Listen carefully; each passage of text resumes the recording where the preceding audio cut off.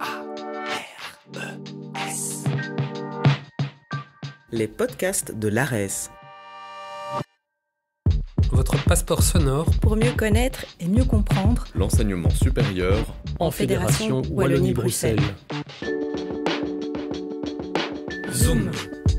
Interview. Là où les voix expertes résonnent, où les histoires se dévoilent et où les idées prennent vie. Et où les idées prennent vie.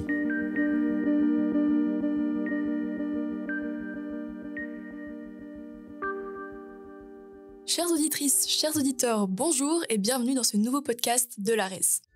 Aujourd'hui, zoom sur les lauréates et lauréats de cette 5e édition du prix Philippe Maystadt.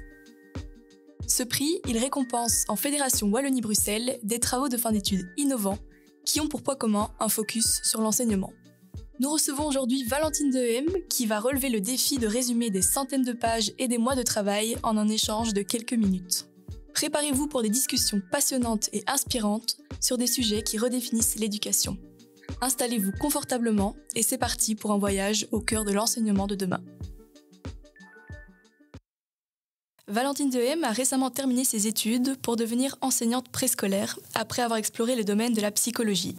Son travail de fin d'études, qui porte sur le conflit de loyauté chez les enfants de maternelle, se trouve à la croisée de ces deux univers. Lauréate du prix Maystadt dans la catégorie Bac, Valentine souhaite que le corps enseignant puisse mieux comprendre et soutenir les jeunes enfants confrontés à des cultures familiales diverses. Elle nous explique ce concept de conflit de loyauté et comment ce dernier lui est apparu comme le sujet à aborder dans son TFE. Le conflit de loyauté, c'est vraiment ce qu'un enfant peut ressentir quand il vient d'une culture familiale qui est différente de la culture de l'école. Et donc, l'enfant va vraiment entendre et vivre des choses différentes à la maison et à l'école. Et donc, il y a vraiment un décalage entre ce qu'il entend à la maison, ce qu'il entend à l'école. Et l'enfant se retrouve un petit peu entre les deux, entre ses parents, son enseignante, et ne sait pas très bien comment se positionner. Il se sent un petit peu tiraillé entre les deux endroits. Et qu'est-ce qui vous a du coup conduit à vous intéresser au conflit de loyauté ? Comment est-ce qu'il est arrivé cet intérêt ? Je pense que c'est arrivé pendant mes stages, lors de mes études d'enseignante. Donc pendant mes études, j'ai eu toute la formation sur les pédagogies à mettre en place avec les enfants, etc. Et puis en stage, je me suis retrouvée dans une école à Saint-Josse avec un public tout à fait multiculturel et assez précarisé. Et quand je voyais ces enfants dans la classe, ils avaient l'air tellement projetés dans un monde qui n'est pas le leur. Et je me suis dit, mais en fait, ils sont ici à l'école, mais c'est tellement, tellement différent de ce qu'ils vivent à la maison, de leur culture à la maison. Et comment est-ce qu'ils trouvent leur place ? Comment est-ce qu'ils s'adaptent ? Comment est-ce qu'ils répondent aux demandes de leurs enseignants, tout en sachant qu'à la maison, c'est différent. Et donc, c'est comme ça que l'idée est venue, principalement via mes stages et aussi du fait d'avoir fait mes études de psychologie avant. Je savais à quel point ce sentiment d'appartenance, d'avoir une identité homogène, globale, et là c'est une identité chez ces enfants qui finalement est très divisée, très clivée, comme s'ils avaient des rôles à jouer, celui à la maison, celui à l'école. Est-ce que vous auriez une anecdote ou un exemple concret qui illustre justement l'un des freins aux apprentissages liés à ce conflit de loyauté ? Oui, il y a eu plusieurs exemples qui ont été cités par les enseignantes que j'ai interrogées lors de mon travail de fin d'études. Et puis moi, actuellement, je travaille dans une école à discrimination positive aussi. Je suis dans une classe de 2e, 3e maternelle.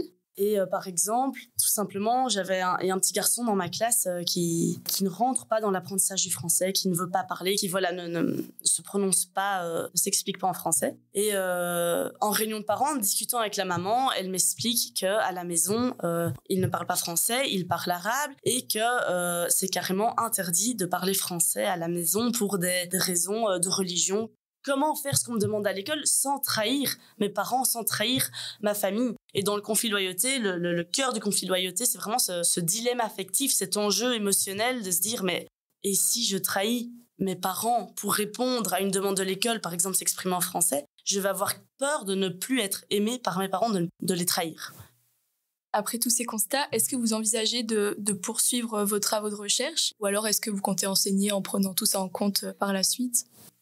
Pour le moment, je suis pas tellement dans une optique de continuer les travaux de recherche parce que voilà, je viens de terminer mes études et je viens de commencer à travailler cette année.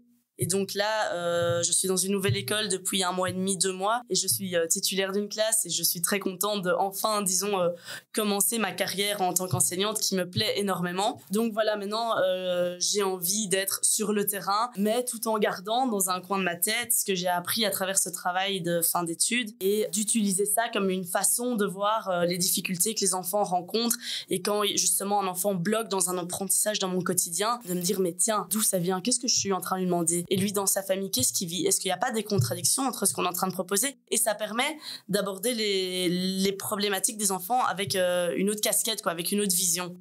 Donc voilà, je compte pas partir dans la recherche pour le moment, je compte rester sur le terrain. Après, pourquoi pas, oui, en parler au maximum, partager mon point de vue avec mes collègues, etc., pour permettre à un maximum d'enseignants aussi d'essayer de prendre ça en compte quand on est face à un élève qui a des difficultés, des refus, un comportement pas adapté.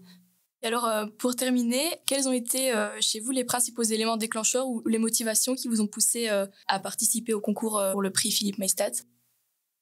Moi, je ne connaissais pas ce prix, je ne savais pas qu'il existait. Et c'est mon promoteur qui, après la défense orale de mon TFE, m'a suggéré d'envoyer mon travail pour le prix Philippe Maystadt. Et au début, je vais pas vous le cacher, j'avais pas spécialement envie parce que quand on a fini un travail de fin d'études, voilà, on n'a plus envie parfois d'encore se replonger dedans, etc. Et puis j'ai réfléchi et je me suis dit pourquoi pas en fait, parce que c'est une opportunité, ça permet de faire parler d'un sujet dont on n'entend pas beaucoup parler. Le conflit de loyauté, c'est pas quelque chose de très connu. Et donc je me suis dit pourquoi pas pouvoir en parler et le transmettre tout simplement.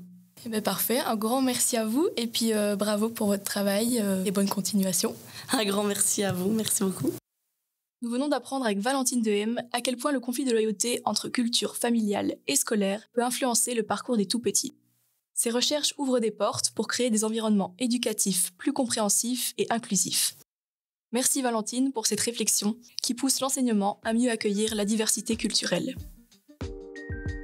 C'est déjà la fin de cet épisode Zoom sur les lauréates et lauréats du prix Philippe Maystadt. Ces recherches nous ont donné un aperçu des évolutions à venir dans le monde de l'éducation, mettant en lumière des enjeux importants pour l'enseignement de demain. On espère que ce podcast vous aura appris, diverti et pourquoi pas même inspiré si vous êtes en phase de rédaction de votre TFE, mémoire ou thèse. Merci de votre écoute et à bientôt.